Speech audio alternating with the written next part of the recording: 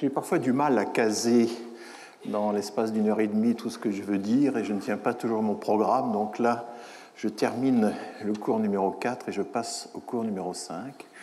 Plusieurs d'entre vous m'ont demandé si j'avais publié un certain nombre de choses qui ont été dites dans ce cours.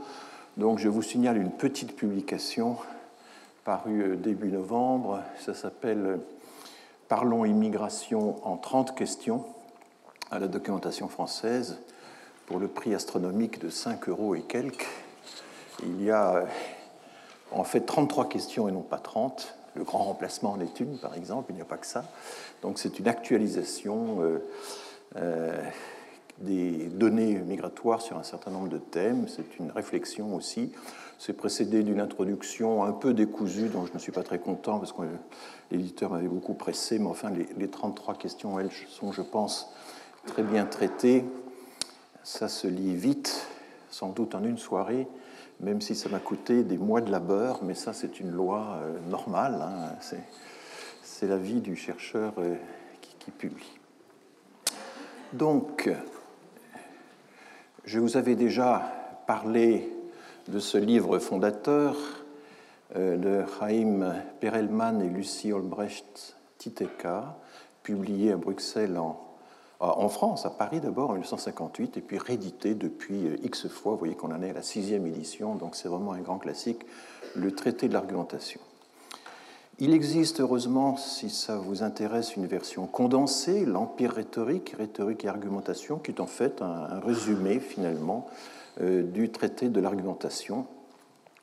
Et ce traité a été également publié en anglais. Il n'a pas eu beaucoup de succès à l'étranger parce que la plupart des exemples dont il est nourri sont des exemples à la littérature française classique, au théâtre de Molière, aux pensées de Pascal, etc., à l'Antiquité. Et donc c'est assez difficile à transposer quand même en anglais, mais enfin il a été traduit à la fin des années 70 en anglais, et il a eu quand même un grand impact auprès des spécialistes des discours, de l'argumentation, de la rhétorique, etc.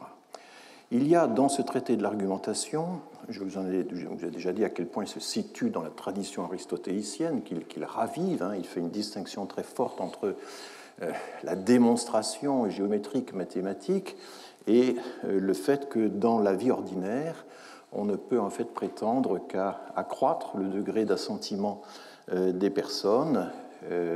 On accroît le degré de vraisemblance des personnes, on n'est pas dans le vrai absolu. Et cette distinction est très marquée chez Perelman, et je vais en partie la contester, parce qu'évidemment, je suis un homme attaché aussi à l'art de la démonstration. Et tout le problème, c'est ça, comment articuler la démonstration et la persuasion. Est-ce que la démonstration n'est peut-être pas persuasive en elle-même, enfin, elle doit jouer un rôle quand même dans le travail de persuasion, surtout quand on a affaire à un thème comme l'immigration, où vous êtes dans une arène où toutes sortes de gens manipulent les chiffres, prétendent faire des démonstrations, apportent des démonstrations. Donc il faut réfuter parfois des pseudo-démonstrations, il faut en tout cas étayer sur ces affirmations. Et il faut faire en sorte que la tentative pour essayer de modifier la perception d'autrui, ce ressort premier d'action sociale, c'est essayer d'agir sur autrui, eh bien, puisse tabler sur un certain nombre de garanties, de supports, et c'est ce que Stephen Toulmin, avait écrit la même année que Perelman. Il avait lui aussi écrit un livre sur l'argumentation qui reposait un peu aussi sur cette idée qu'il y a une logique naturelle, une logique pratique, qui a parfois du mal à mobiliser la logique tout court, mais il faut bien travailler sur cette articulation.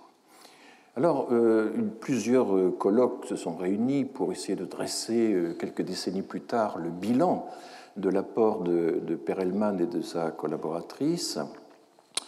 Et une des choses qu'on voit apparaître dans ces divers colloques, c'est que finalement, sa typologie des arguments, la typologie des argumentaires, hein, on a parlé l'autre jour du livre de Hirschman, avec ses différents types d'arguments, jeopardy, futility, l'effet pervers, etc. Perelman utilise un peu ces arguments, mais enfin il se méfie tellement de la rhétorique classique, de la rhétorique littéraire, des fleurs de rhétorique qui avaient foisonné avant lui, qu'il finalement se lance dans une typologie de l'argumentation qui a paru un peu étrange, qui n'a pas été tellement reprise, mais qui, moi, finalement, m'a intéressé. Et la summa divisio, la grande bifurcation au sommet de son arborescence, c'est la distinction entre deux types d'arguments qui portent, l'expression est un peu étrange, sur la structure du réel, les arguments de liaison qui lient des éléments différents du réel et les arguments de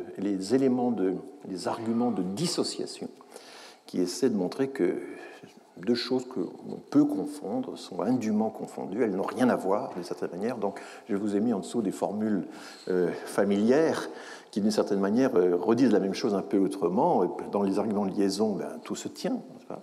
Omnia conspirans, comme disait Leibniz, tout conspire.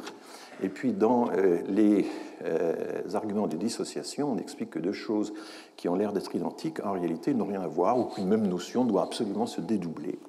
Nous allons voir ça. Alors, les différents types d'arguments établissant des liaisons, il y a d'abord de simples comparaisons sous un rapport précis, qui peut être le nombre, la force, l'influence, etc., tout ce que je mentionne ici, mais aussi le vrai, le beau, le bien, etc. Il y a toute la question de l'amalgame ou de la réduction. A est rabattu sur B. Il y a l'analogie, qui est quelque chose de différent, qui est A est à B ce que C est à D. Vous savez que dans l'œuvre de Lévi-Strauss, par exemple, l'analogie joue un rôle absolument central, puisque toute la mythologie, notamment, met en scène des analogies entre le monde naturel et le monde humain. Et je vous renvoie évidemment au cours d'Escola qui a exploré tout ça à l'échelle de la planète d'une façon absolument extraordinaire. Et puis, il y a les métaphores qui, au fond, consistent à mettre en relation deux choses. Alors, Aristote, dans la rhétorique, parle beaucoup de la métaphore. Il dit que pour qu'une métaphore fonctionne, il faut que les deux éléments mis en rapport, alors on appelle ça le thème et le phore, métaphore en grec, ça veut dire transport. Aujourd'hui encore, en grec moderne, vous voyez sur un camion, métaphora kriaton, transport de viande. Les Grecs n'ont pas de mots différents pour dire transport et métaphore. Ils utilisent le même mot, qui nous paraît un peu difficile à nous, mais voilà. Donc la métaphore, c'est un déplacement. Et c'est le fait de se déplacer d'une réalité qu'on essaie d'expliquer, qu'on essaie de... Voilà, le thème, vers ce qu'on appelle le phore, P-H-O-R-E, qui va être donc un univers de référence davantage connu. Au fond, on ramène l'inconnu au connu. Alors, dans la question migratoire, bien sûr, on a l'Europe forteresse, l'Europe passoire, on a le tsunami, etc. Enfin, on déborde de métaphores, et j'y reviendrai tout à l'heure plus en détail. Déjà, une séance de notre séminaire a été consacrée aux métaphores aquatiques appliquées à l'immigration.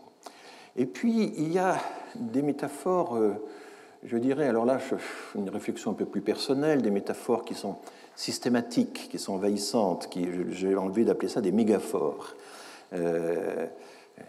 Voilà, la guerre, la gravitation naturelle, le marché, le religieux, le théâtre, tout ça, ce sont de très grandes métaphores qui sont utilisées dans les quantités de domaines et qui ont une visée explicative. La question est de savoir, est-ce que cette visée explicative a une valeur purement rhétorique ou est-ce qu'on peut lui accorder aussi une valeur scientifique? Et c'est ce que je vais aborder. Et puis, il y a, sur un autre registre, mais au fond, c'est bien une façon d'établir des liaisons. Il y a tout un travail d'analyse des textes, d'analyse des données textuelles, qui aboutit à créer des outils statistiques de rapprochement, d'objectivation du système de proximité, de distance entre les figures et entre les discours. Et ça aboutit aujourd'hui, dans des essais tout récents, dont je vous parlerai un peu, à comparer des corpus par l'intelligence artificielle, par des systèmes de neurones artificiels. On va identifier les passages typiques d'un texte, on va regarder si ces passages se retrouvent dans d'autres discours, on va pouvoir, c'est un peu du multiniveau si vous voulez, en remontant les niveaux, en élargissant les fenêtres d'observation à l'intérieur des textes, on va pouvoir regarder quel est le degré d'originalité d'un texte, quel est le pourcentage des thématiques des discours d'Emmanuel Macron qui sont empruntés à De Gaulle, à Giscard, à Pompidou, etc. Je fais référence à un livre récent qui a analysé tout ça. Et l'auteur, un des deux auteurs en tout cas, donc Damon Mayafre, fait partie des invités au séminaire. Ce sera intéressant de le suivre là-dessus. Donc, voilà un peu le plan du cours d'aujourd'hui. Alors, la dissociation, selon Perelman, ça consiste, et je renvoie à un livre d'Agnès van Drees qui est entièrement consacré à ce sujet, qui a été publié à Dordrecht, chez Springer, dédoubler les notions. Ça consiste à dédoubler les notions ou à séparer radicalement des notions qu'on pourrait croire proches pour échapper à la contradiction, essentiellement. Et donc, c'est un peu l'art du distinguo qu'au Moyen-Âge, on savait pratiquer. On pratiquait avec beaucoup de subtilité l'art du distinguo dans les discussions des logiciens du Moyen-Âge. Donc, ça consiste à dire, mais attention, il y a une réalité qui est authentique, il faut se méfier des apparences, et on va dédoubler des notions en disant qu'il y a une version nouvelle versus une version dépassée, ouverte versus fermée, etc., etc. Et vous avez toujours une hiérarchie entre ces deux éléments. Il y en a toujours un qui est supérieur à l'autre. La laïcité est un exemple absolument typique. Les deux courants laïciens ou laïcistes, enfin, qui se sont battus et qui continuent de se battre aujourd'hui, celui qui était représenté par l'Observatoire de la laïcité, présidé par Jean-Louis Bianco et animé par Nicolas Cadenne, qui a été terrassé, tout simplement, par les partisans d'une laïcité de combat. Eh bien, quand vous lisez les écrits de chacun de ces deux courants, chacun dit la laïcité tout court, la laïcité un point sur tout, il ne faut surtout pas mettre d'adjectif ou de complément à cette laïcité, nous ne voulons rien que la laïcité. Mais le camp adverse fait exactement la même chose, et en réalité, quand on regarde ce qui se passe, eh bien, il y a la laïcité de combat versus la laïcité ouverte, ou inclusive versus exclusive, et on se jette ainsi mutuellement des accusations qui sont, d'un point de vue rhétorique en tout cas, consistent essentiellement à dire mais il y a la vraie laïcité à opposer à la fausse laïcité, etc. Et chacun est convaincu évidemment de détenir la vérité sur ce que doit être la laïcité. Bon, mon point de vue, c'est que oui, il y a plusieurs versions, interprétations possibles de la laïcité. Il est normal d'en faire un sujet de débat, et ceux dont il faut se méfier sont des gens qui prétendent que le débat est clos et que tout ça est très simple et qu'il n'y a qu'à lire les textes ou relire la loi de 1905 sur ce sujet-là. Je m'excuse de vous renvoyer sans cesse à des lectures que vous n'aurez peut-être jamais le temps de faire, mais enfin, il y a Jean Bobéro est en train de publier en 3 tomes une histoire incroyablement détaillée et en même temps vivante, très extrêmement bien écrite, l'histoire de la loi de 1905. C'est 3 tomes de 800 pages ou 1000 pages chacun. Et le premier tome, c'est la préparation de la loi de 1905. Le deuxième tome, c'est la loi de 1905 elle-même. Le troisième, c'est l'après 1905, puisqu'il y a une série de lois ensuite qui sont venues compléter dans les années suivantes la loi de 1905. Mais c'est passionnant parce qu'il met sans cesse en scène des polémiques, des combats, des débats. Il montre que Jaurès, par exemple, a joué pratiquement aucun rôle dans la loi sur la laïcité, contrairement au documentaire où son rôle était incarné par Jean-Claude Drouot. Je ne sais pas si vous vous souvenez. Enfin bref, il y a plein de choses inattendues là-dessus. En tout cas, oui, forcément, la laïcité était très débattue à l'époque de la loi de 1905. C'est de justesse qu'un certain nombre de décisions ont été prises. Et donc, il faut... C'est toujours intéressant de revenir sur les débats du passé pour essayer de comprendre les enjeux. Bien sûr, il y a l'opposition entre patriotisme et nationalisme, des notions qui pourraient se confondre et que beaucoup d'acteurs publics tentent de différencier. Et on en arrive évidemment aux discussions sur ce que c'est que le vrai migrant, le bon migrant, le migrant tel qu'il devrait être. Et ça varie au cours du temps. Il y a une période où on a beaucoup valorisé le migrant économique qui nous était utile, et puis aujourd'hui, le migrant économique, c'est plutôt celui qui vient profiter de nos ressources. Il y a une époque où on se méfiait du réfugié politique, mais aujourd'hui, si c'est un réfugié politique authentique qui fuit réellement la persécution, on l'oppose au demandeur d'asile qui, lui, est toujours soupçonné de détourner la procédure. Et déjà, Guizot, dans les années 1830, fustigeait le demandeur d'asile qui venait en France attiré par l'appât du gain dans l'espoir de quelques subsides. Donc le débat est vieux, mais en même temps, on voit bien qu'entre les différentes... Et puis bien sûr, la migration familiale a pu être célébrée à un certain moment. Alfred Sauvy disait qu'il fallait de l'immigration familiale pour que la migration fasse souche et complète la démographie défaillante de la France. Et puis, d'autres moments où l'immigration familiale, c'est l'appel d'air qui vient alimenter la migration de peuplement et changer le monde que nous avions connu autrefois, que nous sommes supposés avoir connu autrefois. Bon, il y a un distinguo fameux dans l'histoire qui a été, l'expression vient de Barès, de Maurras, distinguer les Français de souche des Français de papier. Ça, c'est la réaction notamment à la loi de 1927, la grande loi de naturalisation de 1927, la plus libérale qu'on ait connue en matière de naturalisation, et qui a aussitôt déclenché cette idée, mais on est en train de fabriquer des Français de papier, alors que le véritable Français, c'est le Français enraciné, c'est le Français enraciné dans 1000 ans d'histoire, c'est le Français de souche. Donc voilà encore, typiquement, un argument de dissociation qui peut très bien illustrer le propos de Perelman. Perelman insiste sur le fait que chez les philosophes, les plus grands philosophes, on passe son temps à distinguer les notions. La philosophie, c'est un professeur de Kant que j'avais eu autrefois, mais il me disait toujours, la philosophie parle toujours d'autre chose. Vous croyez qu'elle va parler de ceci, de cela, mais en réalité, il y a toujours des arrière-concepts et des arrières... Et voilà, les concepts sont toujours à double fond.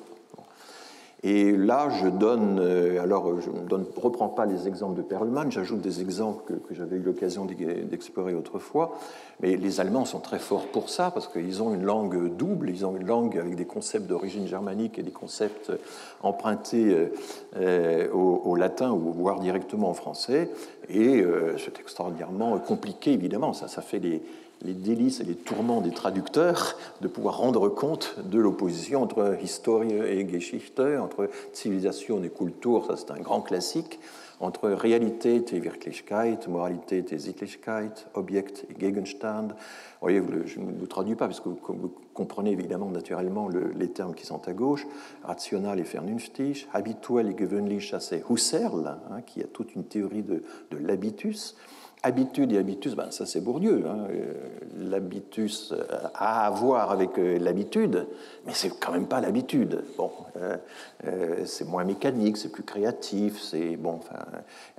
Voilà, j'ai écrit tout un article là-dessus. Je pense aussi à Derrida qui distingue, qui diffère la différence de la différence. La différence est le geste qui consiste à finalement toujours introduire une différence et ne jamais se contenter de du triomphe du terme dominant sur le terme dominé, etc., etc. Donc vous voyez, le procédé est très ancien et il est très utilisé par les plus grands auteurs. Chez Kant ou Hegel, ça varie selon les... En général, le terme latin chez Hegel est dévalorisé et c'est le terme germanique qui domine. Bon. On a un exemple extraordinaire de dissociation, c'est la fameuse tribune de Régis Debray qui avait été publiée en 89, qui a été augmentée à plusieurs reprises. Il y a des versions de 95, de 97, c'est très souvent cité. C'est un texte qui a été extrêmement influent. 89, c'est pas n'importe quel moment, c'est juste après l'affaire du foulard de Creil, où là, pour la première fois, on a un auteur brillant, à la plume agile, on n'est pas normalien pour rien, et qui finalement écrit un article pour expliquer que la République française, c'est quand même autre chose que la démocratie, sous-entendue anglo-saxonne, américaine, etc. Et vous avez un peu tous les lieux communs anti-américains, finalement, qui sont développés par une superposition. Alors, il y en a une soixantaine dans le texte, là, je ne vous en offre qu'une quarantaine, de dualisme, de dichotomie. Ça va très loin. En démocratie, on éteint les lumières, dit-il à un moment, ce qui est quand même un propos fort, parce que la République, en principe, n'est qu'une variante de la démocratie. Bon, donc, mais en France, nous avons la liberté plus la raison, alors qu'aux États-Unis, ils n'ont que la liberté, donc sous-entendu sans la raison. Chez nous, le maître mot, c'est l'institution, là-bas, c'est la communication, etc., etc. Donc, vous voyez cet exercice rhétorique absolument extraordinaire où tous ces dualismes superposés, évidemment, tendent à se renforcer les uns les autres. Alors, dans la première version, je n'ai pas réussi à vérifier parce qu'elle n'est plus accessible sur Internet, il terminait en disant que la République était virile ou mâle et que la démocratie était femme. Enfin bon, mais ça a disparu dans les... Oui, parce que c'est ce que... Bourdieu avait écrit un article très intéressant sur les dualismes comme ça chez Montesquieu, la théorie du climat chez Montesquieu, le chaud, le froid, le sec, l'humide, le viril, le féminin, etc. Tout ça, ça se superpose très aisément et c'est ce qui alimente l'anthropologie structuraliste. Voilà. Donc, Montesquieu, par exemple, était absolument convaincu que plus on descendait dans les pays chauds, plus il naissait de garçons, de filles, et plus on allait dans les pays froids, plus il naissait de garçons. Et c'est comme ça qu'il expliquait la polygamie des pays du Sud. Il y avait, à l'équateur, 10 fois plus de naissances féminines que de naissances masculines, sans quoi la polygamie n'était pas pensable, et c'est dans l'esprit des lois, qui est quand même un très grand ouvrage par ailleurs. Donc, oui, il y a cette tendance comme ça à œuvrer, à fonctionner dans une pensée binaire, mais là c'est une pensée binaire qui repose sur la dissociation. Vous pensiez naïvement que la République et la démocratie étaient des notions connexes, étaient des notions proches, et voilà qu'on nous explique qu'en réalité elles n'ont rien à voir, et que c'est le jour et la nuit, et que évidemment nous devons choisir l'une au détriment de l'autre, ce qui est évidemment très problématique. Enfin, ce texte a contribué à dévaloriser la notion de démocratie par rapport à la notion de république, alors qu'on pourrait très bien imaginer qu'on puisse valoriser les deux simultanément, en pensant que la version américaine n'est qu'une version parmi d'autres. Voilà, mais vous pouvez parcourir tout ça, c'est assez étonnant. Alors, évidemment, le domaine où les arguments de dissociation et de compression s'appliquent, et j'avais eu l'occasion déjà d'en parler il y a quelques années, c'est la question de l'islam, puisque la dissociation, l'argument de la dissociation consiste à dire mais l'islam et l'islamisme sont deux choses très différentes. Je rappelle qu'au XIXe siècle, on disait l'islamisme pour désigner la religion islamique. Parce qu'on disait catholicisme, protestantisme, judaïsme, il y avait un isme à la fin de chacune de ces expressions, et donc islamisme était une expression totalement symétrique, ça correspondait à un paradigme linguistique. Islamisme, chez Renan par exemple, l'islamisme signifie la religion islamique. Donc, quand est-ce qu'il y a eu cette distinction entre islam et islamisme? Je n'ai pas trouvé de texte qui documente correctement cette dissociation, mais cette dissociation, elle ne va pas de soi. Il ne va pas de soi de considérer que l'islamisme, ce n'est plus la religion islamique, mais c'est une variante intégriste, violente, fondamentaliste, etc., de la religion. Il y a donc dans la version dissociative de l'approche de l'islam toute une série de distinguos qui sont faits. La distinction entre le djihad spirituel et le djihad guerrier, que les spécialistes du sujet contestent. Enfin, c'est une dissociation qui est relativement récente dans l'islam et qu'on ne trouve pas vraiment à l'origine. Enfin, sur toutes ces questions-là, il faudrait avoir des connaissances, comme je le dis au bas de la diapo, des connaissances historiques, linguistiques, socio-religieuses, c'est pas facile. Et donc, jeter tout ça dans le débat public, c'est quand même évidemment compliqué quand on n'a pas les bases documentaires pour pouvoir retrancher des questions aussi complexes. Bon, on va expliquer que la religion, c'est différent du sectarisme, qu'il y a un islam authentique, un islam dévoyé, etc. Quand vous parlez, ça m'arrive de temps en temps, à des responsables musulmans qui luttent contre les mouvements djihadistes, et évidemment, ils tiennent des discours de dissociation qui sont très forts. Ça n'a rien à voir. Nous n'avons rien à voir avec les valeurs dont se réclament, ou même les textes dont se réclament ces gens-là. Il y a eu toute la question du salafisme, Quand j'étais aux Pays-Bas en 2011, j'étais très frappé du fait que les chercheurs néerlandais avaient beaucoup travaillé sur la question du salafisme, beaucoup travaillé sur la question des jeunes qui allaient faire le djihad en Syrie. En France, le thème n'existait pas encore. Donc il y avait 1 ou 2 ans d'avance des Néerlandais sur cette question-là. Et il y avait vraiment 2 écoles. Il y avait ceux qui disaient mais le salafisme, c'est une espèce de quiétisme qui finalement pacifie, enfin retient les jeunes d'entrer dans la violence. Et puis d'autres disaient non, non, il y a une branche terroriste du salafisme et on ne peut pas, on est naïf si on pense qu'il n'y a qu'un seul salafisme. Donc vous voyez, il faut distinguer à l'intérieur des salafismes.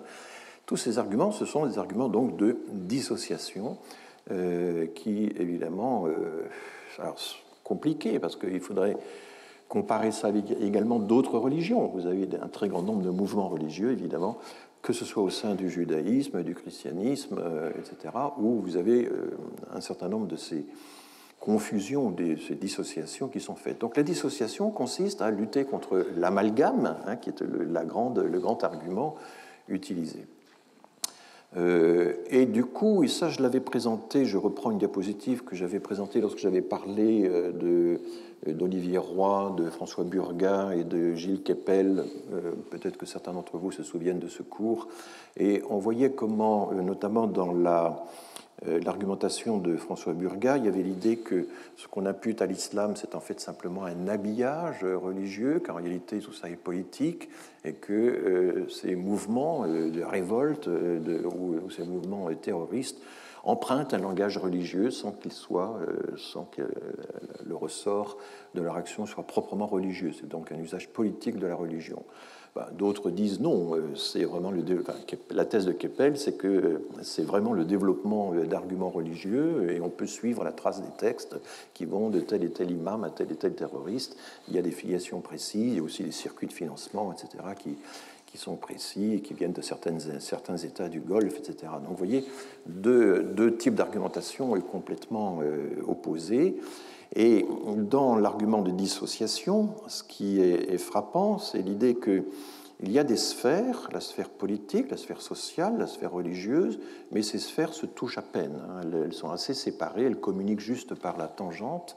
Et donc, il y a des entrepreneurs de radicalisation qui détournent les frustrations sociales des minorités discriminées. La géopolitique instrumentalise la religion, etc. Mais il n'y a pas de communication directe entre les sphères. Et on connaît tout le problème de la question de savoir si c'est l'islam qui s'est radicalisé ou si c'est la radicalisation qui s'est islamisée. Thèse de Keppel d'un côté, d'Olivier Roy de l'autre. Voilà, là, à ce stade-là, je ne prends pas parti parce que c'est quand même. Je voudrais simplement que vous puissiez identifier assez clairement la logique de ces arguments. Là, on est dans la dissociation. Et puis, le mot qui, pour les adversaires, d'ailleurs, va résumer cette posture, c'est la dénonciation de l'amalgame. Amalgame est un mot qui sonne évidemment très bien. Et Perelman parle de l'amalgame comme argument de liaison du réel, mais la riposte des adeptes de l'amalgame, de ceux qui le pratiquent, et on va voir comment c'est fait, consiste à dénoncer la dénonciation de l'amalgame comme un procédé, à dire il y a une dénonciation rituelle de l'amalgame, à figer ceci, et ça va donner le hashtag pas d'amalgame, qui est très répandu dans la sphère Internet. Certains tournent ça en dérision en dessinant un médicament, c'est pas l'islam, etc. Donc, quand vous avez un procédé rhétorique utilisé par l'adversaire, vous pouvez dire c'est un procédé rhétorique. Vous pouvez objectiver le procédé de l'autre, dire que c'est rituel. Alors là, l'allusion à la religion, la métaphore religieuse, c'est rituel. Taguieff utilise ça aussi beaucoup. Les arguments de mes adversaires sont des litanies, par exemple. Il aime bien ce mot-là. Donc, une façon de tourner en dérision l'argument de l'adversaire, c'est d'utiliser un langage religieux pour dire que c'est rituel, c'est mécanique, donc il s'agit simplement d'une croyance. Et donc, évidemment, ça diminue la composante de la raison qu'il pourrait y avoir dans un tel argument. Alors c'est très puissant, ça, hein, de dénoncer le procédé d'autrui par des tournures de ce genre. Je vous cite un hashtag parmi bien d'autres, et c'est reparti pour un tour, les laudateurs du pas d'amalgame nous rejouent leur petite musique, elles commencent à nous lasser, donc vous voyez ce genre donc la mécanisation, en quelque sorte, la déshumanisation, la dérationalisation des procédés rhétoriques chez l'autre, parce qu'on est très lucide sur les procédés rhétoriques utilisés par autrui, mais beaucoup moins évidemment sur les procédés qu'on utilise soi-même. Et c'est le problème de la lucidité croisée. Hein. Bon, là j'anticipe sur une diapositive suivante, mais enfin, il y a des gens qui dénoncent les amalgames avec Hitler, avec le nazisme, etc., mais qui par ailleurs peuvent très bien dénoncer les collabos du djihadisme en mettant un cas à collabo. Donc quand vous lisez toute cette littérature polémique, héristique, enfin très très violente, vous apercevez que constamment les gens reprochent à leurs adversaires des procédés que finalement, sans trop s'en rendre compte, ils utilisent eux-mêmes. Alors, nous allons voir l'argument opposé, donc, qui est la compression, qui est l'amalgame, qui est l'idée que tout ça se tient. Et Geert Wilders, le président du Parti de la Liberté, qui est qui était, il a un peu concurrencé maintenant, le grand parti d'extrême droite aux Pays-Bas, avait déjà, dans les années, à la fin des années 2000, aux alentours de 2008-2009, il avait un leitmotiv, il n'y a pas d'islam modéré.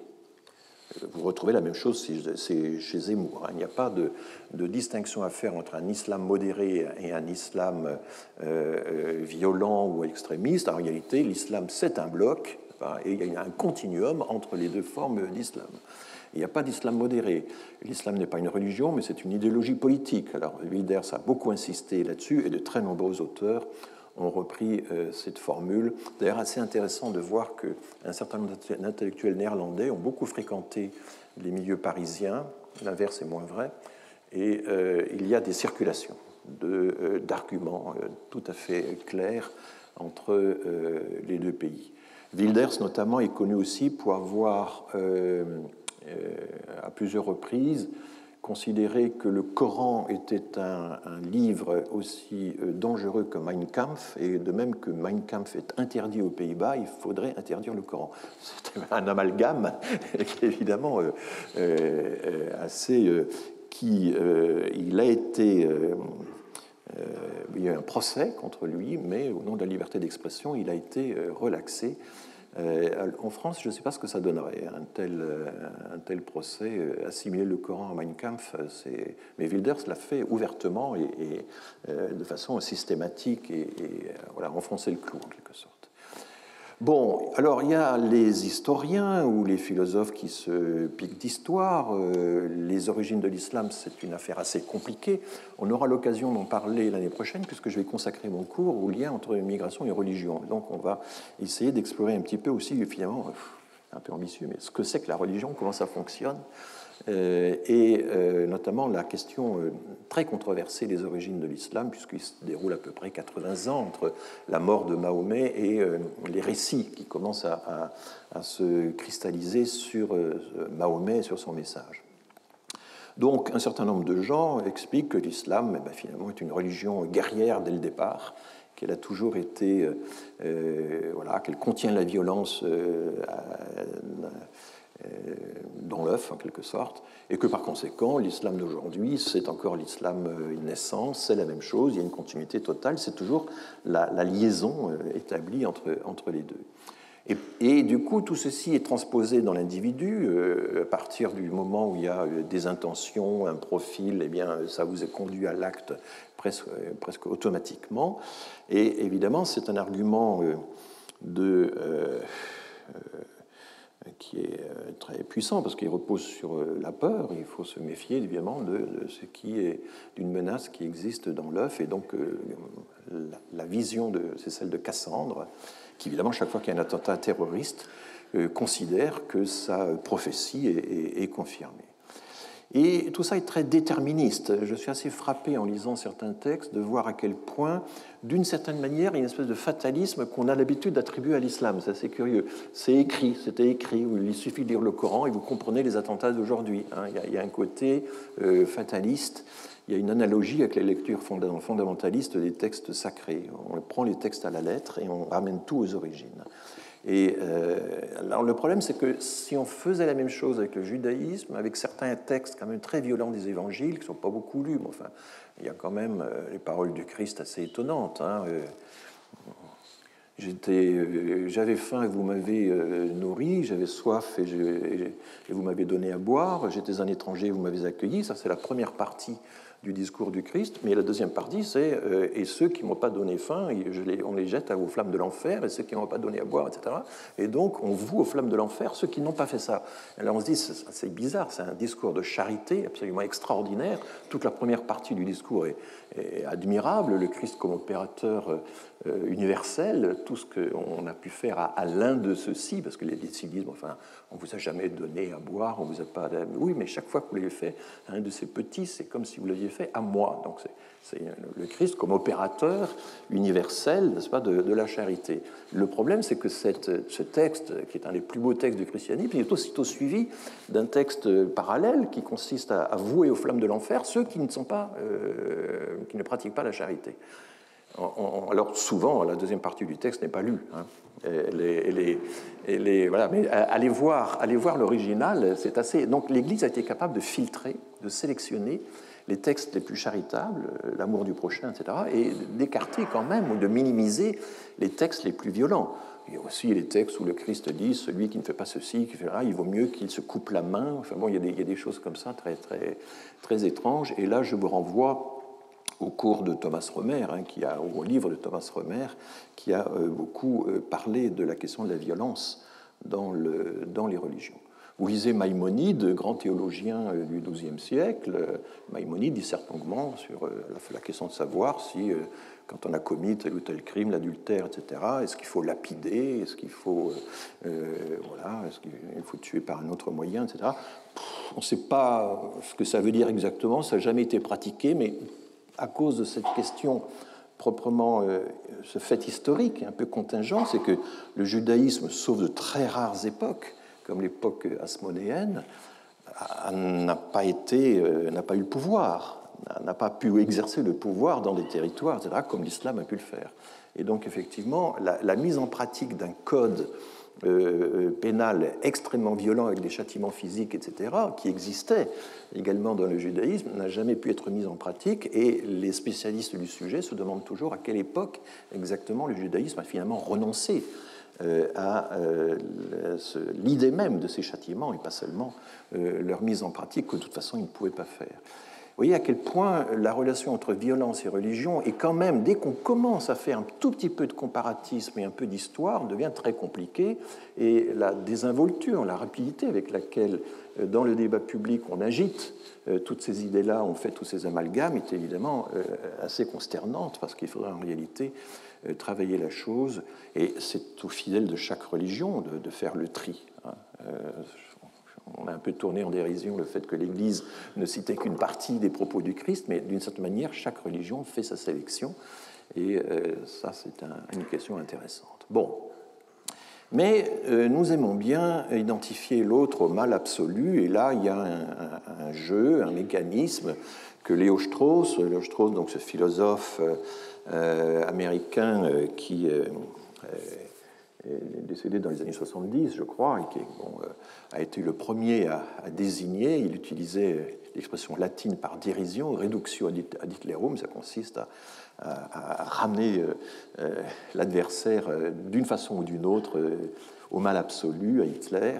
Et c'est ce qu'un juriste de Yale a formulé en 90, c'est la fameuse loi de Godwin, dont l'énoncé est le suivant: plus une discussion en ligne s'allonge, plus la probabilité d'une comparaison avec Hitler ou le nazisme s'approche de 1, c'est-à-dire de 100%. Alors on pourrait dire qu'il faudrait encore allonger la loi de Godwin, et il y a toute une série d'autres expressions qui veulent dire à peu près la même chose. La comparaison avec les années 30, les années 40, les années sombres de notre histoire, qui est devenue une locution figée, l'occupation, la collaboration, la Gestapo, les SS, les rafles, la Shoah, etc.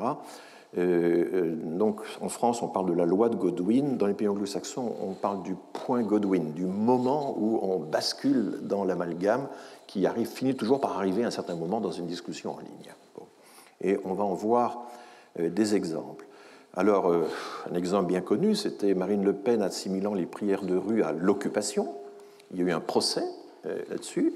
Et elle a dit non, je pensais occupation avec un petit O et pas avec un grand O. Eh bien, le tribunal, ne sachant pas trop quoi penser de cet argument, l'a relaxé. Donc, vous voyez à quel point majuscule, minuscule, ça compte. Expliquez ça à vos enfants, que l'occupation et l'occupation, c'est pas la même chose selon qu'on met... voilà. Alors, Yvan Rioufol, qui a de longue date un éditorial dans le Figaro, c'est l'exercice extraordinaire qui consiste à réécrire le même éditorial depuis 20 ans avec des variantes. J'admire, vraiment. Donc, eh bien, par exemple, les islamo-gauchistes sont des collabos, mais collabos est écrit avec un K, et donc, évidemment, l'allusion est complète, c'est pour ceux qui n'avaient pas compris. Mais j'observe que le point Godwin, la Godwin, existe également à gauche. Il ne faut pas croire qu'il soit le monopole de la droite ou de l'ultra-droite. Et je ne sais pas si vous vous souvenez, mais en 2007, il y a eu une grande polémique sur le projet de M. Hortefeux d'appliquer les tests ADN pour attester la filiation au moment du regroupement familial, etc. Et ça a déclenché une très très vive polémique. Et là, tous les arguments ad litterum ont été utilisés, parce que la génétique telle qu'elle a été utilisée par le nazisme, etc. Enfin, il y a eu une propagation de l'argument extrêmement... Et on a vu, aux surprises, Charles Pasqua, qui a fait une déclaration du genre « Mais nous autres gaullistes, nous n'avons pas la mémoire courte, nous nous souvenons très bien des années noires », c'est l'expression qu'il a utilisée, où le nazisme avait utilisé la génétique pour dominer les populations, etc. Donc Charles Pasqua, qui était quand même évidemment un homme se revendiquant tout à fait de la droite, revendiqué, hautement revendiqué. Mais il y avait aussi dans sa revendication l'idée de nous autres gaullistes, évidemment, une revendication identitaire d'un autre type. Godwin lui-même, donc ce juriste de Yale qui a lancé un peu malgré lui l'expression de la loi de Godwin, insiste beaucoup, il s'est exprimé à plusieurs reprises là-dessus, sur le fait que la reductio ad Hitlerum, tout ramener à Hitler, si évidemment ça se banalise, si ça devient un procédé, eh bien finalement, ça fait qu'on ne sait plus quand on peut l'appliquer et quand on ne peut pas l'appliquer. Or, il y a tout de même des circonstances, des situations où la comparaison peut se justifier. Donc voilà la difficulté de cette... Alors, il y a quelques jours, à l'occasion de la panthéonisation de Joséphine Baker, je suis tombé sur un site Opinion Internationale, Michel Taube, c'est un journaliste à la plume agile, qui est invité régulièrement à France Info dans l'émission Les Informés, et qui explique ceci: la panthéonisation de Joséphine Baker envoie un message très fort. La France, avec et malgré son passé colonial, n'est pas un pays raciste. Bon, c'est la thèse, Il n'est pas permis de penser qu'il puisse y avoir du racisme en France. Et voilà un peu voilà. Je vous ai montré toutes les données précises, les testings, etc., qui montrent que malheureusement, nous avons un niveau de racisme en France, de discrimination en fonction des apparences raciales, etc., qui est exactement du même niveau que celui des pays voisins. Ou celui des États-Unis, c'est pas différent. Donc, la France n'est pas un pays raciste, c'est le message de la panthéonisation de Joséphine Baker, et la couleur de peau n'y est l'obsession que de quelques illuminés d'extrême droite et à gauche, des racialistes wokistes, aujourd'hui bien plus nombreux parmi les élites, l'université et la jeunesse française. Vous voyez que les illuminés, ça c'est le jugement de folie, dont je vous ai montré à quel point il était très aisément utilisé. Et puis là, il y a la dénonciation du wokisme. Si j'avais le temps, je parlerais de cette question. Mais enfin, Joséphine Baker au Panthéon, c'est une gifle pour ces indigénistes qui veulent enfermer les Noirs et les Arabes dans leurs conditions de descendants d'esclaves et de victimes expiatoires de la société française. Jeunesse, et là il s'adresse à son adversaire, jeunesse française, noire et arabe, puisque c'est de vous dont nous parlons, dont, ça c'est une faute de français d'hypercorrection, c'est de vous que nous parlons normalement. Donc c'est de vous que nous parlons. Prenez exemple sur Joséphine Baker et détournez-vous de ces influenceuses qui vous éloigne de vous-même. Ne suivez pas l'exemple de ces racistes déguisés en antiracistes. En définitive, que Joséphine Baker aurait démasqué comme la grande résistante le fit avec les collabos de la période nazie. Donc là, on arrive au point Godwin, hein, tout à fait typique. Et après, on se demande, les personnes victimes de discrimination raciale, qu'est-ce qu'elles doivent faire finalement? Elles ne peuvent pas protester, elles doivent suivre l'exemple de Joséphine Baker. Et ça consiste en quoi concrètement aujourd'hui, suivre l'exemple de Joséphine Baker? Il faut danser, il faut voilà, monter sur une scène de théâtre. Ça consiste en quoi concrètement, suivre l'enseignement de Joséphine Baker? S'il n'y a pas une troisième guerre mondiale, on fait quoi pour montrer qu'on est résistante, etc. Enfin, voilà, mais vous voyez bien que la tournure, c'est quand même triste de voir qu'un monument, un moment d'unité nationale, une très belle cérémonie, un tapis rouge déroulé du Luxembourg jusqu'au Panthéon en continu, c'est quand même extraordinaire, avec une mise en scène absolument prodigieuse. Ils sont encore en train de démonter c'est pas fini. Donc, que tout ça, ça aboutisse à ça. Ça aboutisse à une division, finalement, à une opposition. Voilà. En gros, il n'y a pas de discrimination, il n'y a pas de discrimination raciale, et les gens qui se plaignent ne sont pas dignes de la nation et sont des illuminés, etc. Et Joséphine Baker les aurait dénoncés comme elle l'a fait avec les collabos de la période nazie. Bon. Mais il existe aussi, après la reductio ad Hitlerum, la reductio ad Stalinem. Alors quelqu'un m'a dit, mais pourquoi pas Stalinum? Je ne sais pas, j'ai un sens des déclinaisons qui fait que je dis ad Stalinem et pas ad Stalinum. Bon, c'est comme ça, on ne se refait pas. Donc, eh bien, elle est très très utilisée aussi, la reductio ad Stalinem, dans les débats. Je cite quelques exemples. Marine Le Pen, Yvan Rioufol, face au projet de répartition des migrants entre les membres de l'Union européenne, un plan soviétoïde.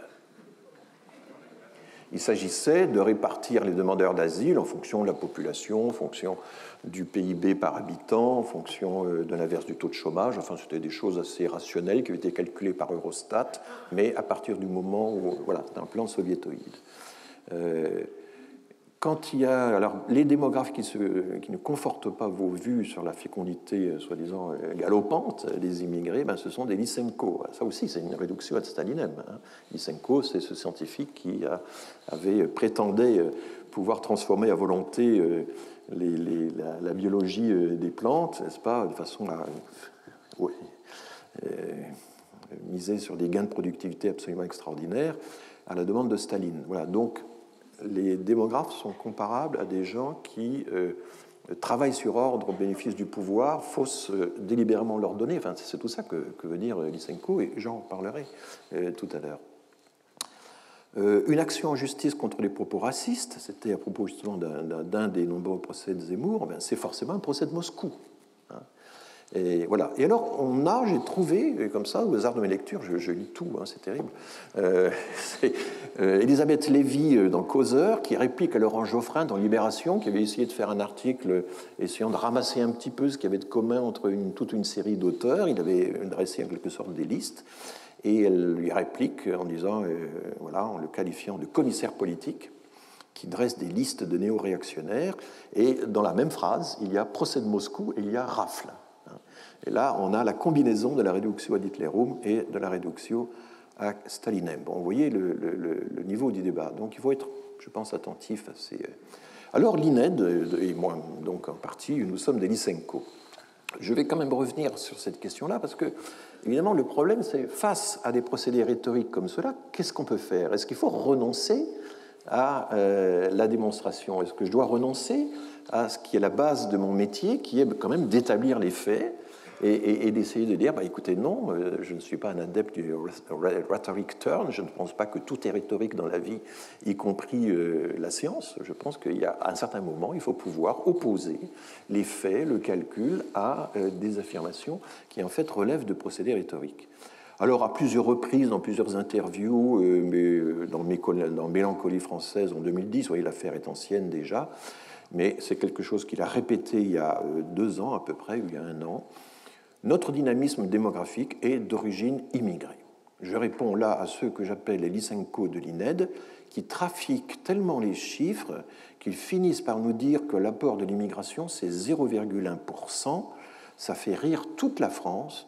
Ils veulent tellement démontrer le contraire de ce que voient les gens qu'ils en arrivent à délirer. Alors, vous voyez tous les types d'arguments là-dedans. Vous avez le jugement de folie, déliré. Vous avez l'argument ad vocem populi, enfin, la voix du peuple dit la vérité par définition. Vous avez l'argument de dérision, ça fait rire toute la France, etc. Vous avez l'accusation de fraude, hein, qui est quand même très, très forte. Alors effectivement, si l'apport de l'immigration, la fécondité de la France était seulement de 0,1%, ce serait dérisoire, puisque 0,1%, c'est 1/100000. 1%, c'est 1 centième, 0,1%, c'est 1/100000. Le problème, c'est que les démographes n'ont jamais rien dit de tel, et que, voilà un peu les... et puis donc, c'est à partir de ça qu'il conclut que les démographes sont des Lysenko, donc la réduction ad Stalinem. C'est l'art de Zemmour, ça. C'est l'art de pouvoir concentrer en quelques lignes 4 ou 5 des procédés que nous avons énumérés. Et là, répondre à tous ces procédés un à un, la loi de Brandolini, souvenez-vous, il faut faire un effort qui est 10 fois plus important pour réfuter ces choses-là. Alors je vais me livrer à cet effort. Vous allez vous ennuyer pendant un quart d'heure, ou pas un quart d'heure, quelques minutes. Mais enfin, allez, allons-y. Donc, à l'origine, nous avions écrit, Gilles Pison et moi-même, un article qui avait un titre un peu provocateur. 2 enfants par femme dans la France de 2006, la faute aux immigrés, la faute, parce que tout de suite, dès qu'on explique que la France est à un niveau de fécondité relativement élevé, la question c'est, mais est-ce que ce ne serait pas à cause de l'immigration? Cette question-là, on nous la pose depuis les années 80. Je me souviens que des sommités membres de notre conseil scientifique, dès le début des années 80, chaque fois qu'on qu'on donnait les chiffres de trucs, on disait, mais est-ce que ce ne serait pas dû aux immigrés par hasard? Et donc, depuis les années 80, l'INED, c'est un exercice, vous savez, comme dans la danse, il y a des figures obligées, il y a des figures libres. Il y a une figure obligée de l'INED dans ses travaux depuis, là, ça ne fait pas 30 ans, ça fait 40 ans. Depuis 40 ans, on essaie d'expliquer, de calculer quelle est la part de l'immigration dans le taux de fécondité de la France. Alors en fait, on a montré que sans les immigrés, le taux de fécondité à l'époque serait à 2 enfants par femme au lieu de 1,9.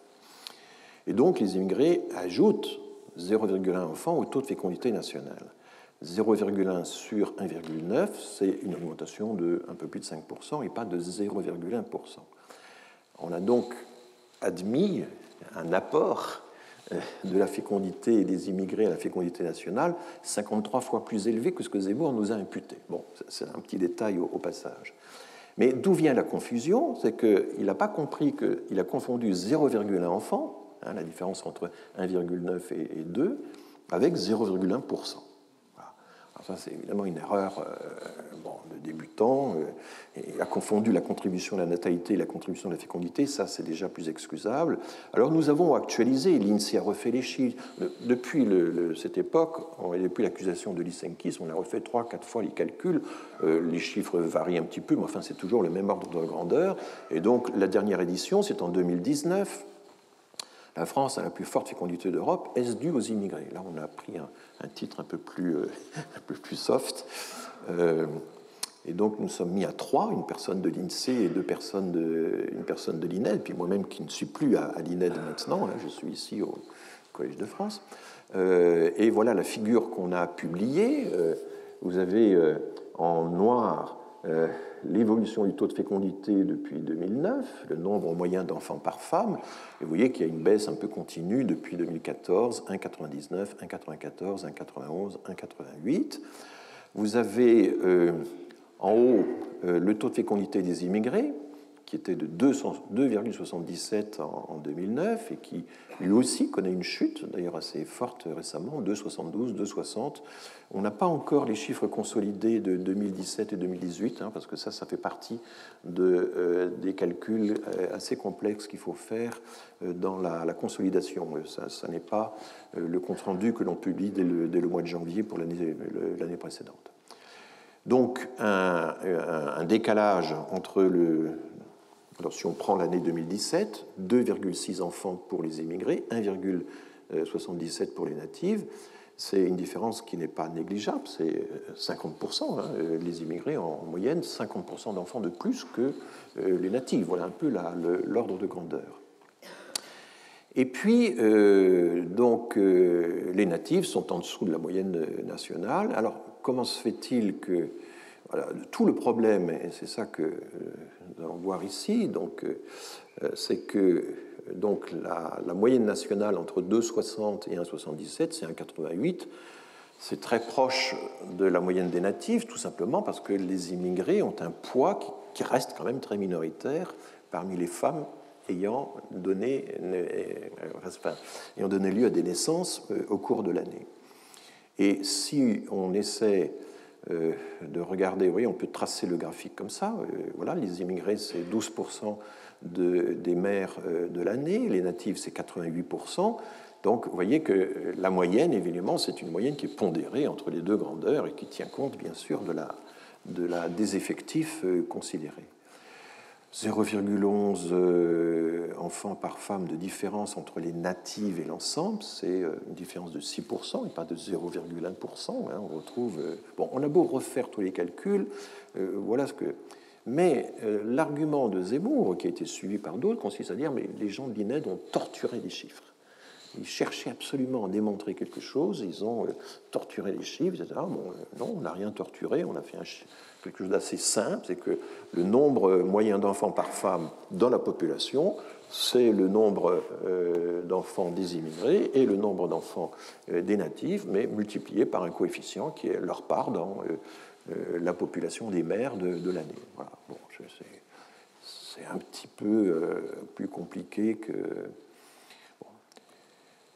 Et une autre vérité que j'ai déjà eu l'occasion de vous rappeler, c'est à quel point, quand on regarde cette fois non plus la fécondité du moment, la fécondité de l'année, qui est une synthèse assez particulière faite entre les naissances de toutes les générations, mais quand on regarde au final, quand les femmes ont achevé leur vie féconde, quand elles ont terminé d'avoir leurs enfants, ce qu'on appelle la descendance finale, qui évidemment réclame du temps. Hein, il faut attendre que les femmes aient atteint en gros 45 ans pour pouvoir extrapoler correctement la fin de leur fécondité. Eh bien, on s'aperçoit que d'une génération à l'autre, et donc les années ici représentent les années de naissance des femmes, mais non pas des enfants, hein, vous apercevez que d'une génération à l'autre, la fécondité des immigrés du Maghreb a formidablement reculé, à l'image de la fécondité du Maghreb, hein, puisqu'il y avait 7 enfants par femme en Algérie, au Maroc, dans les années 70, et qu'il y en a maintenant 2, quelque chose, ou 3 et quelques en Algérie, mais c'est la chute de la fécondité en Algérie, avec celle de l'Iran d'ailleurs, c'est le record mondial de vitesse dans la chute de la fécondité. Paradoxalement, au moment où ces sociétés se réislamisaient en quelque sorte. Mais à quoi c'est dû? C'est dû au fait que les études se sont prolongées, l'âge au mariage a été considérablement retardé, il était de 15-16 ans en moyenne dans les années 70, et il se rapproche de 30 maintenant pour les femmes. Donc une évolution aussi rapide. Alors, c'est parce que le mariage est devenu coûteux, c'est parce que le logement est devenu difficile d'accès, etc. Enfin, il y a toutes sortes de conditions. Et à partir du moment où on recule l'âge de mariage dans ces pays-là, comme il y a un contrôle de la sexualité avant le mariage, eh bien, ça a un effet direct sur la fécondité. Bon, peu importe cet aspect purement démographique, mais vous voyez que les différences qui existent entre de taux de fécondité entre les différentes composantes du pays en fonction des origines, ce n'est pas des écarts fixes. Or, un certain nombre d'amateurs vous font des projections démographiques qui consistent à geler pour les décennies à venir les écarts qu'on observe actuellement entre les différentes catégories, selon qu'ils sont immigrés ou pas, nés au Maghreb ou nés en Europe, etc. Et du coup, quand on gèle des écarts en démographie, c'est multiplicatif, on les creuse, et donc on fait l'inverse de ce qu'on observe ici dans la réalité, qui est une convergence très nette des comportements de fécondité. Et d'ailleurs, on sait qu'au bout d'une génération, eh bien, les enfants d'immigrés, les filles d'immigrés ont le même comportement de fécondité que les natifs. Bon, c'est un peu compliqué d'expliquer ça. Ça ne se raconte pas simplement en 2 phrases.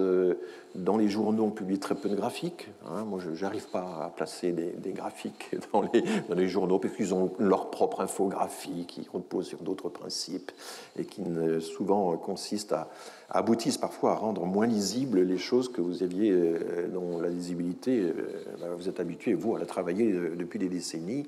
Et voilà. Donc, c'est vrai que la communication de ce genre de démonstration, moi j'appelle ça une démonstration, et je pense qu'on ne peut la réfuter qu'avec de meilleures données, ou des données encore plus récentes, qui montreraient des retournements de tendance.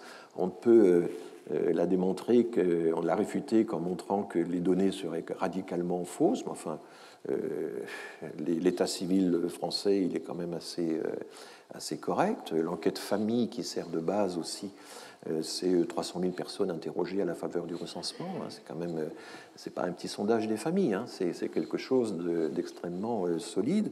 Donc c'est vrai que là, je suis toulminien, beaucoup plus que perelmanien, c'est-à-dire que je considère que entre les données de départ et le claim, l'affirmation, la prétention que j'ai d'affirmer quelque chose, j'ai des modulateurs, j'ai des garants, c'est ce qu'explique Toulmin, j'ai des supports qui sont quand même extrêmement solides et qui reposent sur des institutions. Alors évidemment, vous pouvez toujours considérer que ces institutions sont manipulatrices par définition et que donc depuis les années 30, enfin depuis les années 50, il faut ajouter 25 ans pour une génération, elles s'obstinent à manipuler les données pour, etc., et que donc les séries chronologiques n'auraient pas de consistance. Il faut faire énormément d'hypothèses pour arriver à démontrer que dans tous les pays, dans toutes les organisations statistiques internationales, il y a un complot qui tendrait à occulter la réalité. On ne publie pas assez de statistiques, c'est vrai, mais s'imaginer qu'elles sont... voilà. Alors, j'en viens à un auteur qui mérite beaucoup plus d'attention que Zemmour, qui est d'une toute autre qualité. Je ne fais pas d'amalgame entre Finkielkraut et Zemmour. Je pense qu'il a des arguments, plus il sait les écrire, etc. Bon. J'avais été très intéressé par L'identité malheureuse en 2013, qui a été un grand best-seller, et qui commençait par un avant-propos intitulé étrangement « Le changement n'est plus ce qu'il était ». À quoi faisait-il référence ? Alors, il évoque le fait qu'il avait, jeune, participé à mai 68 et que ça, c'était un vrai changement. Le peuple était là, dans la rue, débattait, discutait, voulait du changement. Bon, après coup, il expliquera que ce n'était pas un changement désirable en tout. Enfin bon, en tout cas, au moins, on militait, on voulait le changement. Or, aujourd'hui, explique-t-il, on subit le changement. On subit un changement démographique sur lequel personne n'a délibéré, que personne n'a voulu. Voilà l'argument, le changement n'est plus ce qu'il était. Autrefois, le changement était voulu, aujourd'hui, il est subi. C'est toujours l'idée que ce qui est subi, c'est nécessairement moins mauvais que ce qui est voulu. Là, je renvoie à tout le travail de Ruth Amossi aussi sur ce qu'elle appelle les lieux communs. Voilà, l'actif, c'est moins bien que le passif, par exemple. L'unité, c'est mieux que la multiplicité, etc. On a comme ça toute une série de lieux communs, de raisonnements de base qui peuvent changer d'une société à l'autre. Il y a des sociétés qui préfèrent la multiplicité à l'unité. Enfin, l'Antiquité, par exemple, préférait l'unité, etc., etc. Donc, il y a des lieux, et là, quand le changement est subi, eh bien, il y a quelque chose de négatif. Et il donne comme exemple, Alain Finkielkraut donne comme exemple, le regroupement familial décidé de façon totalement inopportune, aveugle, inconséquente, dans les années 70, qui a changé la société sans débat. Voilà l'argument de l'avant-propos. Alors, il y a toujours cette idée, la faute à qui, parce que selon les auteurs, selon les mouvances dans toute cette pensée ultra, c'est la faute à Chirac, c'est lui qui a autorisé le regroupement familial lorsqu'il était Premier ministre. C'est la faute à Giscard, puisqu'il était président de la République à ce moment-là. C'est la faute au Conseil d'État, qui en 1978 a rendu la régistie, qui a considéré que la vie de famille était une liberté fondamentale. Bon, il y a des cibles qui peuvent varier, mais il y a tout un courant d'extrême droite qui systématiquement prend Jacques Chirac comme cible, comme étant responsable du regroupement familial et donc responsable de la catastrophe migratoire qui donc a été enclenchée à ce moment-là. C'est toujours l'idée. Il y a quelqu'un qui a ouvert les vannes. Il y a un phénomène naturel, ils étaient tous là à la porte, ils attendaient de pouvoir entrer. Il y avait un barrage, il y avait voilà, qui retenait tout ce flux, et puis il y a quelqu'un qui a ouvert les vannes, n'a pas mis le doigt sur la fissure. Voilà, enfin, c'est toujours ce thème de la... Et ouvrir les vannes, c'est une expression qui est assez typique parce que c'est à la fois, il y a quelque chose de mécanique, de naturel, etc. Et en même temps, il y a quand même une intervention humaine.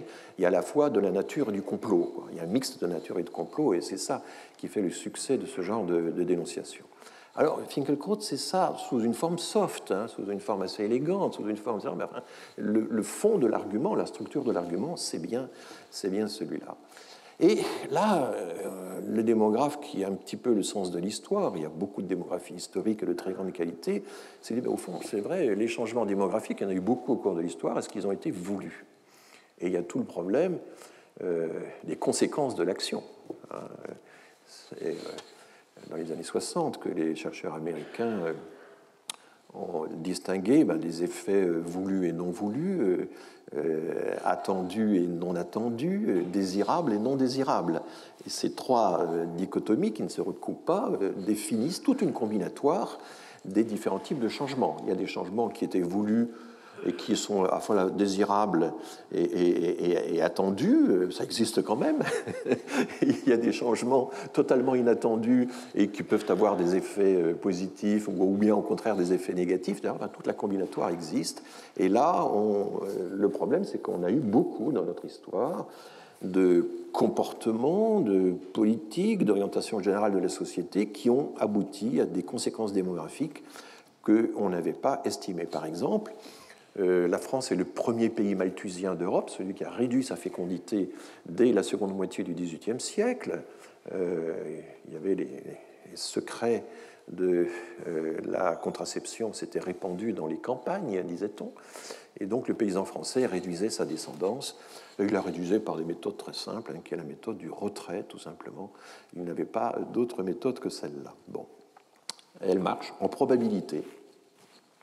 Et en probabilité, elle a réduit la fécondité. Mais on sait aussi, même si c'est un peu difficile à mesurer, que les guerres à répétition de la Révolution et de l'Empire ont également joué un rôle très négatif sur la vitalité démographique de la France. Et le résultat, c'est que ce n'est pas nous qui avons peuplé le Nouveau Monde, c'est l'Angleterre et aussi accessoirement la Prusse, la Suède, etc., qui ont perdu, l'Irlande bien sûr, qui ont perdu un quart au moins de leur population avant la guerre de 14 pour aller peupler le Nouveau Monde, alors que nous reproduisions de justesse. Et du coup, voilà, on peut faire de l'histoire contrefactuelle et se dire si les paysans français n'avaient pas été malthusiens, si on n'avait pas eu la Révolution, si on n'avait pas eu les guerres de l'Empire, alors c'est nous qui aurions peuplé le Nouveau Monde. On aurait continué d'alimenter le Canada français alors qu'on a cessé de l'alimenter en 1760. Bon, voilà un peu les guerres mondiales, eh bien, les guerres mondiales ont abouti à faire appel à la main-d'œuvre étrangère pour assurer la reconstruction. Le baby-boom, c'est intéressant le baby-boom. Je vous avais dit la dernière fois, je crois, que 25% des naissances du baby-boom n'étaient pas désirées. C'est les résultats qu'on obtient régulièrement quand on interroge les femmes du baby-boom. Donc, ça a été un surcroît de population inattendu, 200 000 naissances de plus en une seule année en 1946, et on est resté à ce niveau pendant 30 ans. C'est ça le baby-boom, dont l'explication n'est pas encore vraiment très sûre. Ça rajeunit la population, c'est formidable. Et 50 ans plus tard, ça l'a vieilli. C'est dommage, mais, parce que le baby-boom était une parenthèse, certes une parenthèse de 30 ans, mais cette parenthèse s'est refermée. Et du coup, le nombre de femmes en âge d'avoir des enfants, eh bien, une fois que ces femmes ont terminé leur vie féconde, tout a une fin, n'est-ce pas, eh bien, ça vieillit. Voilà. Donc c'est comme une hola qui remonte la pyramide des âges, et qui, à la fin, finit quand même, va finir par disparaître. Vous en serez débarrassé un jour. Bon. Donc, et puis la progression de l'espérance de vie, qui est, on vous avait dit, la force, la puissance, 6 mois d'espérance de vie gagnée depuis les années 70, 3 ou 4 mois d'espérance de vie gagnée depuis les années 70, ça se tasse un peu en ce moment à cause du Covid, mais enfin, ça a créé tous ces effets sur l'équilibre des régimes de retraite. C'était inattendu. C'est le rapport...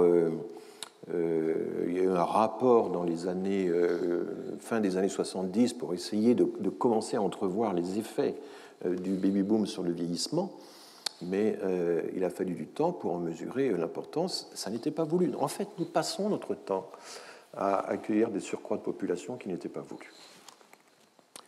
Voilà, donc c'est une espèce de réponse démographique à l'idée que... Voilà. Et Raymond Boudon, qui est connu pour sa théorie de l'individualisme méthodologique, acceptait quelques rares exceptions à cette théorie, et notamment a cité le fait qu'en démographie, les effets de composition des comportements individuels eh bien, peuvent donner des résultats inattendus. Voilà. C'est vraiment le cas en démographie, et là je reviens sur la question de savoir qui... Enfin, il n'y a pas eu une décision personnelle et irraisonnée de tel ou tel président ou Premier ministre. Les choses se sont faites autrement. Et quand le Conseil d'État, en 1978, déclare que le droit de vivre en famille est une liberté fondamentale, eh bien, il y a une expression juridique que j'aime bien, que j'avais citée dans ma leçon inaugurale. Il dégage un principe. Le principe était là, on n'en mesurait pas l'importance, les problèmes se posent et on dégage le principe en 1978. Et du coup, il va avoir des effets qui effectivement vont être importants. Alors j'en viens maintenant à la question des super métaphores ou des mégaphores dans le discours sur les migrations. On en a déjà évoqué quelques-unes dans les cours précédents, mais en gros, vous avez d'abord tous les modèles naturalistes ou physicalistes qui consistent à dire que les flux migratoires, c'est un peu la mécanique des fluides, que c'est la gravitation universelle, que c'est une espèce de retour assez normal à l'équilibre. Et vous avez aussi la métaphore organique qui interfère avec tout ça. Vous avez des modèles de confrontation et dans un très grand nombre de discours, d'analyse, de théories, etc. Il y a toujours l'analogie avec la guerre, avec le jeu, le marché, le théâtre, le tribunal, le contrat. Je vais en parler. Il y a aussi tous les modèles de sélection dans un monde fini. C'est la théorie du bien limité. Vous vous souvenez, la semaine dernière, je vous avais parlé de cette théorie qui, tout le monde ne peut pas tout avoir, on ne peut pas souhaiter la bonne année à tout le monde. Enfin bon. Et là, on a toute une série d'exemples. Le fameux banquet malthusien. Il n'y a pas assez de couverts pour tout le monde. La barque pleine est très utilisée par les écologistes qui insistent sur la finitude du monde naturel. Le partage du gâteau, les populations de trop, toute la question des capacités d'accueil. Il y aurait des capacités d'accueil que l'on pourrait, qui seraient finies, dont on pourrait mesurer l'importance et dont on pourrait dire qu'aujourd'hui elles sont saturées. Ça, c'est dans une vision non dynamique de la société. Les capacités d'accueil, c'est quelque chose de fixe et de prédéterminé. Je pense qu'il faut distinguer deux types de capacités d'accueil. Les capacités d'accueil structurelles. Un grand pays a plus de capacités d'accueil qu'un petit pays par la population. Un pays riche a également plus de moyens qu'un pays pauvre. Et puis des politiques qui, à population égale, à richesse égale, peuvent varier considérablement et qui, elles, définissent des capacités d'accueil d'un autre type. Et celles-là, elles ne sont pas mesurables scientifiquement, c'est quelque chose de politique. Voilà. Alors, les métaphores aquatiques, on en a déjà parlé dans notre séminaire, flux, afflux, submersion, tsunami, l'idée qu'il y a un écoulement du trop-plein, il y a des variantes aériennes, les hautes pressions vont fatalement aller vers les basses pressions, etc. Et j'avais montré dans le premier cours qu'en réalité, la structure, la logique globale des migrations ne suit pas du tout ces courants-là. Donc je vous renvoie à Marc Bernardo, qui était venu à notre séminaire, qui a écrit un article, Petit traité de navigation dans la langue migratoire, qui fait un peu l'inventaire de toutes les figures aquatiques ou liquides appliquées aux migrations. Il y a un article qu'il cite, un article britannique très intéressant aussi, sur l'idée que les sociétés, c'est des réservoirs qui ont des trous, il y a des robinets qui remplissent, il y a des bondes qui se vident, il y a une jauge, il y a un équilibre, etc. Et tout ça joue un grand rôle, notamment dans les campagnes électorales, comme le montre cet article tout à fait intéressant. Ah oui, alors là, il y a alors les mégaphores, parlons-en. Il y a l'idée que la société, c'est d'abord un marché. Alors, ça paraît une idée très récente, on a envie de faire remonter ça à Adam Smith, ou de faire remonter ça à Bourdieu, qui a utilisé la métaphore du marché en permanence, en parlant de capital, de bénéfices, de profit, etc., etc., et en disant, mais moi je parle d'une économie générale des pratiques, je ne fais pas d'économisme. Mais enfin, son économie générale des pratiques exploite les résonances, les harmoniques des notions économiques correspondantes. Et donc c'est assez difficile de pouvoir dire en quoi il n'utilise pas la métaphore du marché. Il faut se rappeler que dès l'Antiquité, la métaphore du marché est utilisée.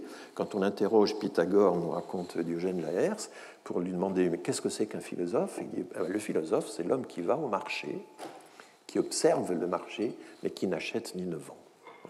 Donc il y a l'idée que la vie sociale, le monde à observer, c'est un marché, mais il y a déjà le désintérêt, le spectateur impartial, comme disait Adam Smith, qui lui n'achète ni ne vend. Voilà.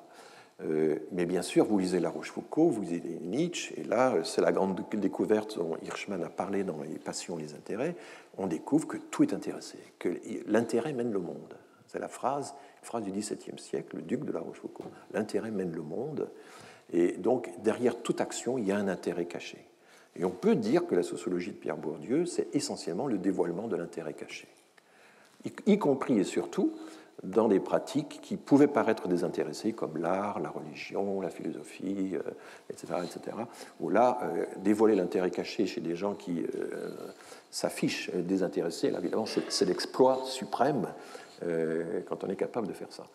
Mais donc voilà, et là, l'idée, c'est quand tout finalement est une affaire de marché, y compris la religion, par exemple. Vous lisez les articles de Bourdieu sur la religion, tout est une affaire de marché, de bénéfice. Mais Max Weber utilisait déjà le procédé. La religion a le monopole de l'administration des biens de salut. Voilà une phrase à la Max Weber qui est typique.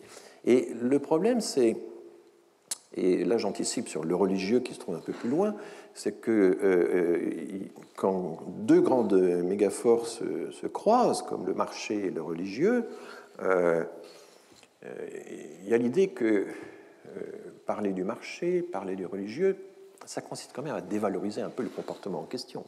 C'est une rationalité, ça réduit à une rationalité d'un certain type, qui est la recherche de l'intérêt, ou qui est la croyance, l'illusion. Ça, c'est tout le... Voilà. Le jeu, bien sûr, est une très grande métaphore constamment utilisée. On ne peut pas, en économie, en sociologie, se passer de ces notions. L'acteur, on parle de l'acteur, on parle des rôles qui sont joués, etc. Si vous voulez essorer la sociologie et l'économie des métaphores du jeu, si vous voulez enlever le mot stratégie de la sociologie de Bourdieu, il ne reste rien. Enfin, je veux dire, vous le dépouillez d'un de ses principaux attraits. Et il y a eu une époque, dans les années 90, où à peu près un article sur 3 en sciences sociales avait le mot stratégie dans son titre. C'était le cas en anthropologie et c'était le cas en économie, mais aussi en sociologie. Tellement l'idée que du jeu, c'est pas comme explication, alors du jeu compétitif et en même temps du jeu d'intérêt, puisque ces mégaphores, évidemment, communiquent. La guerre est une très grande métaphore constante. On ne peut pas... alors là, j'en parlerai tout à l'heure, le livre de Lakoff est tout à fait essentiel là-dessus. La guerre est une grande métaphore. On peut n'avoir jamais fait la guerre soi-même, mais en fait, on l'utilise constamment, y compris dans les discussions intellectuelles. On utilise constamment des références à la guerre, au combat, à l'occupation, etc. Et bien sûr, dans la question migratoire, vous avez sans cesse ces métaphores guerrières qui sont invoquées. Le théâtre, évidemment, c'est un rapport avec le jeu, mais enfin, ça, c'est une très, très vieille affaire. Hein. Vous savez qu'Auguste, l'empereur Auguste, sur son lit de mort, a cette phrase fameuse « La comédie est finie, vous pouvez applaudir ». Et bien sûr, on a tout le théâtre de Shakespeare, le théâtre de Calderón de la Barca, le monde est une scène, etc. Et il y a un grand livre qui a fait l'histoire de cette grande métaphore du Theatrum Mundi, le monde comme théâtre, le monde comme scène, le monde comme jeu, etc. Là encore, une mégaphore. Le tribunal, bien avant Kafka, hein, bien sûr, l'idée que tout le parcours d'un individu, c'est comparaître. C'est le jugement dernier, mais anticipé dans la vie quotidienne à travers toutes les instances. Le procès, Dieu lui-même est mis en procès, c'est la sociodyssée. Hein, et Irving Goffman, le grand sociologue canadien, des interactions dans la vie quotidienne, parle de la scène du jugement. Et la scène du jugement, c'est la combinaison de deux mégaphores, le théâtre et le tribunal. Voilà, j'ai déjà parlé du religieux. Il y a aussi toutes les images sur les ressources en quantité finie, la barque surchargée. Si vous admettez encore une population supplémentaire et l'immigration est ciblée, à ce moment-là, vous êtes généreux, mais en réalité, la barque va couler par surcharge. Et donc, du coup, vous obtenez le contraire de ce que vous voulez. C'est l'application typique de l'argument de l'effet pervers et en même temps de l'argument du bien limité. Il n'y en aura pas pour tout le monde. Et puis ça n'est pas fini, alors là je donne une deuxième diapositive, mais la comparaison avec la famille, la société comme une grande famille, avec sa hiérarchie, avec son paternalisme, etc. La maison, évidemment, les sociétés sont des maisons, on est chez nous, et un des premiers qui avait actionné cette métaphore, c'était Jean-Louis Debré, à l'époque où il était encore député RPR et pas président du Conseil constitutionnel, qui était allé répétant que l'étranger sans gêne, qui s'invite chez vous, qui ouvre le frigo, qui dort dans votre lit, etc. C'était l'image de l'étranger, de l'intrusion de l'étranger, et c'était cela c'était par cette image. Il était tellement content de cette image qu'il la répétait partout dans plusieurs interviews. Bon, paix à son parcours militant, il a pris la stature d'un président du Conseil constitutionnel depuis. Il y a l'hospice, l'asile, évidemment, la métaphore organique, la métaphore mécanique, la métaphore gravitaire, le contrat. On demande aux immigrés qui veulent entrer chez nous de signer un contrat d'intégration, contrat qui n'est pas vraiment bilatéral. Et puis, il y a aussi tout le côté laboratoire, expérimentation. Ça, c'est assez intéressant. Si vous lisez le livre de Job, parce qu'on peut lire la rhétorique d'Aristote, mais c'est intéressant aussi de lire la Bible de temps en temps. Et le livre de Job, c'est une expérimentation. C'est un complot entre Dieu et Satan. Dieu et Satan décident d'éprouver Job, qui n'est pas juif d'ailleurs, je crois qu'il est ismaélite ou quelque chose comme ça, enfin, d'une tribu voisine. Et il décide de le soumettre à des épreuves, et ces épreuves vont être graduelles. On va d'abord s'en prendre assez bien. Et là, il résiste. Ça lui fait ni chaud ni froid de s'appauvrir brutalement sous l'effet des épreuves divines. Alors Satan, qui est encore plus vicieux que Dieu, dit écoute, maintenant, on va s'en prendre assez proche. Voilà. Et puis là, il commence à souffrir un peu, mais pas trop. On va s'en prendre à sa personne, on va l'accabler de maladies, etc. Donc il y a toute une gradation, un peu comme dans l'expérience de Milgram. N'est-ce pas ? Il y a une gradation des épreuves sur Job, c'est véritablement une expérimentation. C'est tout à fait étonnant. Et l'idée que la vie est une suite d'épreuves est une idée évidemment très importante. Vous connaissez peut-être la phrase de Maître Batifol dans Le Sapeur Camembert. Ça ne se lit plus, mais il y a des générations ici qui ont dû lire Le Sapeur Camembert. La vie est un tissu de coups de poignard qu'il faut savoir boire goutte à goutte. C'est une triple métaphore. Bon, donc il y a des métaphores mixtes. La stratégie, c'est entre la guerre et le jeu. La foire, le pari, c'est entre le marché et le jeu, etc. Donc il y a comme ça toute une série de métaphores. Le forum, c'est entre l'agora et le marché. L'évaluation, entre le tribunal et le marché, bon, etc. Donc... Bon, on a le pari pascalien, combine le jeu et la religion. Enfin, on a comme ça il est très très difficile en réalité d'essayer d'objectiver les choses, d'essayer de réduire la complexité des choses sans avoir recours à ces mégaphores. Et ceci se fait aussi bien dans la littérature que dans l'analyse scientifique. Et le problème, c'est qu'a-t-on fait une fois qu'on a ramené un domaine sur un autre domaine ? Est-ce qu'on a vraiment expliqué ? Est-ce qu'on s'est contenté d'une semi-explication ? Est-ce que c'est réellement scientifique ? Est-ce qu'on peut s'en passer ? Je pose la question. Il y a un très grand classique. Alors, il a été traduit en français aux éditions de Minuit. Metaphors we live by, les métaphores dont nous vivons, enfin, et ça a été traduit en français par les métaphores dans la vie quotidienne. C'est un grand classique qui est extrêmement lu, et c'est une théorie assez particulière, mais très bien exposée, que la métaphore est omniprésente. Elle est présente absolument dans tous les discours. Alors en anglais, évidemment, avec toutes ces particules up, down, by, etc., les métaphores spatiales ont une importance beaucoup plus importante, enfin, ont une importance bien plus visible qu'en français. Le traducteur a eu parfois du mal à traduire le livre.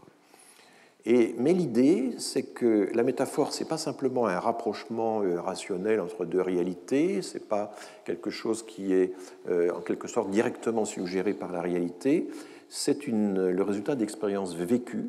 Ce sont des analogies qui sont faites à partir d'expériences vécues, mais dont ils disent bien qu'elles fournissent seulement des explications partielles. Elles permettent, dans la vie courante, de s'en tirer à bon compte. La métaphore est un expédient, en quelque sorte. Mais il récuse totalement le fait qu'il y aurait d'une part un sens propre et de l'autre un sens figuré. Il n'y a pas une vision objectiviste de la métaphore, pas plus qu'il y a une vision complètement subjectiviste qui serait la métaphore comme objet de passion, comme objet d'idées purement subjectives, etc. Ils ont l'idée qu'ils vont surmonter l'opposition entre objectivisme et subjectivisme en faisant de la métaphore une rationalité imaginative. Voilà la théorie de la métaphore. Bon, il existe de très nombreuses discussions sur la métaphore. Il y a des revues entières maintenant consacrées à la métaphore, hein, pas en français mais en anglais. Et voilà. Donc, tout le problème, c'est de savoir est-ce que ces métaphores révèlent des liaisons structurelles ou est-ce qu'elles les créent. La migration comme guerre, comme occupation, comme invasion, comme subversion, comme déversement naturel, etc., etc. Ce sont des créations, évidemment, ce ne sont pas des constats directs. L'idée que la migration rééquilibre les inégalités mondiales, par exemple, on a vu que ce n'est pas comme ça que ça se passe, effectivement. Et donc, je pense que la métaphore, et plus encore la mégaphore, n'explique pas, elle transplique, en quelque sorte. Elle projette, elle déplace. Mais sa valeur heuristique, sa valeur explicative, son pouvoir explicatif me semble en réalité assez limité, que ce soit dans les sciences ou dans les discours ordinaires. Il est midi et j'ai terminé ma séance. Merci.